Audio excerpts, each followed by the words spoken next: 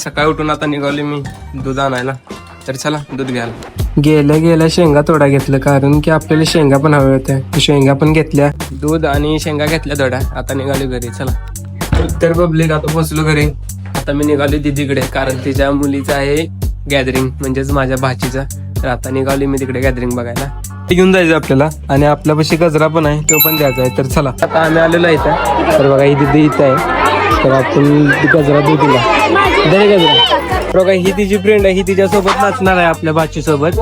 हिला आणि तिला रेडी करतो आपण.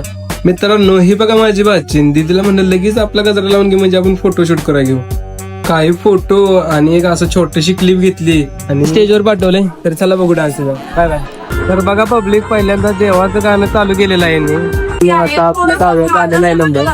तर बघू शकता मी आता बसून घेतलेला आहे. तर बघू आता तिचा डान्स. तर पब्लिक आता झालेला आहे तिचा डान्स.